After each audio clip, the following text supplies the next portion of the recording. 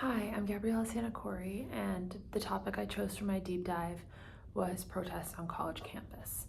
So, activism on college campuses has a very long history, dating way back to like the 60s with the civil rights movement. And that has continued up until today with students contributing to demonstrations and protests against things that they believe are unjust and to bring attention to things that they think need to be addressed by people in power. So, one of the most notable examples of student activism on college campuses occurred at the University of Missouri in 2015 in response to a series of racist incidents on campus.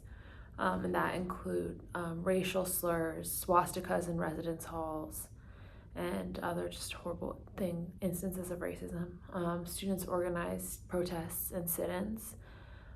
They did this to demand that the university take action to address the systematic racism that existed on their campus, including increasing the number of Black faculty and staff members and implementing mandatory diversity training for all students, faculty, and staff to try to reduce or even eliminate these incidents. This gained national attention and actually caused the president of the university and the chancellor of the university to resign. And activism on college campuses is not limited to issues of race. So students have also protested things such as tuition hikes, campus sexual assault, and climate change. In 2019, students across the world participated in a global climate strike in an effort to call attention to the climate crisis.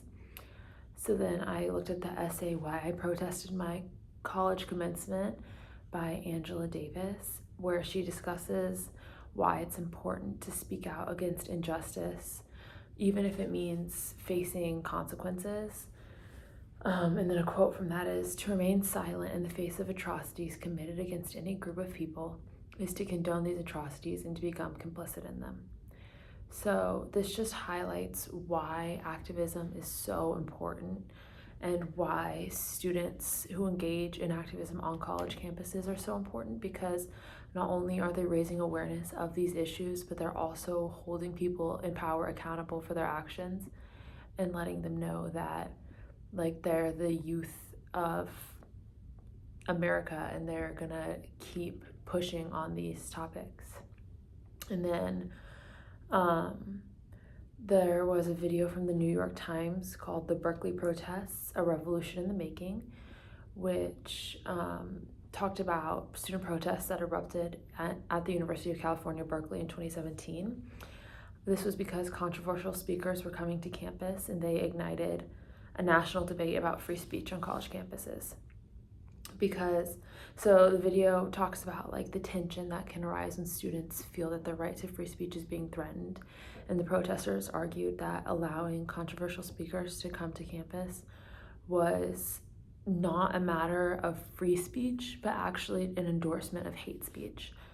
And it was a complex issue because free speech on college campus is kind of a tough thing to work around, but the protests still talked about or kind of illuminated why, again, it's so important for students to feel like that they can have a voice and can protest. And then my final piece of media was the Vox video, the 2015 Mizzou protests, which highlights the impact that student activism had at the University of Missouri. These protests resulted in the resignation of the university's president and chancellor, and it also sparked a national conversation about racism on college campuses. So student activists at the University of Missouri used social media as their form of protest and to gain support for their cause. They were able to connect with activists across the country and share their experiences on social media. And this was able to cause a powerful movement that ultimately led to changes being made on their campus. So basically, in conclusion, activism and protests on college campuses play a vital role in not only promoting change socially, but holding people in power both at a local campus level, in regards to like lowering tuition, but also at a higher, more government level in regards to like arguing over free speech. So these protests basically just show how powerful student activism on campus can be. So that's my deep dive.